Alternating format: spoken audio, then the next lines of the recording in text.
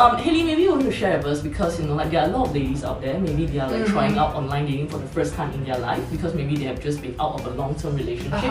What are some of the tips and advice that you actually have for them? I'd say, first of all, welcome to single life. It's going to be okay. When you're exiting, you've just exited a long-term relationship, something that's really important to remember is the interactions that you're going to be having with new people, how much you communicate with them, the expectations you have around those relationships. They're going to be a big difference to the relationship you've just come out of. And I think learning to explore dating again in a way that is fun, that actually creates very few expectations, where you maybe date guys that are outside of your normal type, is fantastic. So I'd embrace this new transition period of dating as a time to have fun, to explore, to maybe rotationally date, dare I say it, more than one man at a time. Wow. See who treats you best, and then invest your time gradually, because you're not going to go from 0 to 60. You won't go straight back into the same level of relationship that you've just exited, but you can have fun actually redesigning that dating process for yourself. What would you say is like the biggest mistake that a lot of women make when it comes to online dating?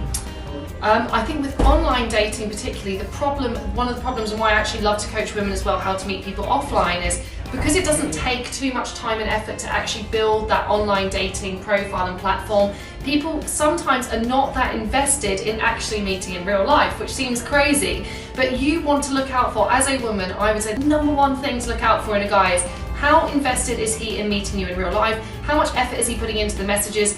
Is he just chatting to you online, or does he seem that he's actually putting together a plan to meet you and connect with you in person? So really streamline out all those other guys and look for the men who are showing their relationship-orientated qualities right from the get-go.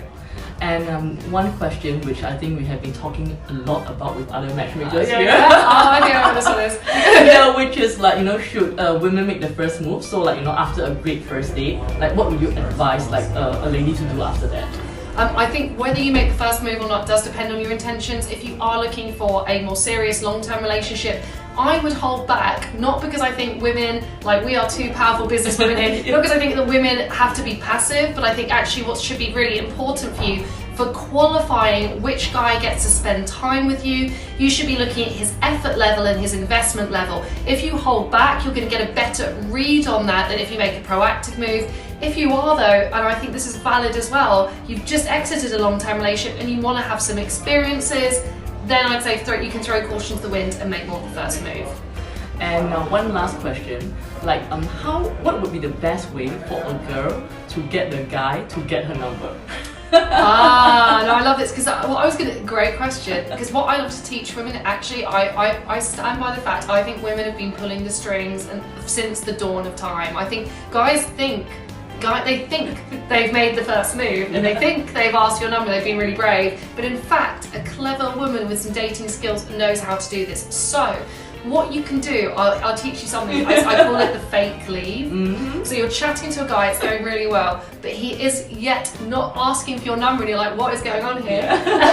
So what you could do is if you're chatting to him, you can put your hand on his arm just so you know you're still connected, and I would turn your body language away and say, over your shoulder, I should really get back to my friends. This is his warning sign that you're about to leave. I like that. Then you turn back towards him and say, but it's been so nice meeting you. So you do a little, like, see the brush of the hair and the flirty eye contact. And then so basically it's the perfect combination of creating urgency, like you are leaving, he has to think on his feet, and also giving him enough positive signals that he feels really motivated to act.